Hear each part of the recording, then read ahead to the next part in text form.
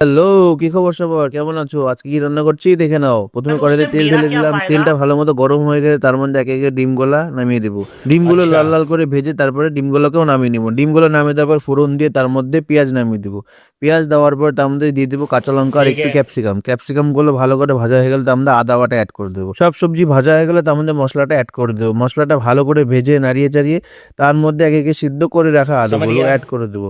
আলুগুলো হালকা ভেজে নিয়ে তার মধ্যে ভেজে রাখা ডিমগুলোও এড করে দেবো। ডিমগুলো ভাজা হয়ে গেলে এবার তার মধ্যে ফুটিয়ে ठीक है। রাখা গরম জল এড করে দেবো। গরম জল এড করার পর ঝোলটা ফুটে আসলে পরে তারপরে সেটাকে বাটির মধ্যে নামিয়ে নিব। ডিম রান্না করা কমপ্লিট। এবার একটা পরোটা বেলবো। পরোটাটা কিভাবে বেরি দেখে নাও। পরোটা ভালো করে বেলার পর তারপরে সেটাকে ভালো করে আরো ছড়িয়ে নিয়ে তার ছুরি দিয়ে কেটে কেটে তারপরে সেটাকে রোল ठीक है। করতে হবে তেল লাগিয়ে। তেল লাগানোর পর রোল হয়ে গেলে পরে সেই পরোটাটাকে আবার বেলে নিব। এবারে পরোটাটাকে কিন্তু গোল করে বেলতে হবে সুন্দর করে। পরোটাটাকে নিয়ে ठीक है। তাওয়ার মধ্যে নামিয়ে দেবো। তাওয়ার মধ্যে নামানোর পর ভালো করে এপিঠ ওপিঠ করে ভালো করে সেঁকে নেওয়ার পরে তারপরে তেল দিয়ে পরোটাটাকে ভালো করে ভেজে নিতে হবে। পরোটা ভাজা হয়ে গেলে পরে তারপরে সেই পরোটাটাকে নিয়ে সুন্দর করে প্লেটে সাজিয়ে নিলাম। নেওয়ার পর ডিম কষা স্যালাড নিয়ে আমি मैंने বসে उससे পড়লাম मेरा क्या খাওয়ার फ़ायदा? জন্য। আর হ্যাঁ, যারা যারা ইউটিউব থেকে দেখছো তারা সাবস্ক্রাইব করা, ফেসবুক থেকে দেখলে ফলো করো আর ভিডিওটা লাইক করতে কিন্তু ভুলবে না। আসি আজকের মতো, টাটা।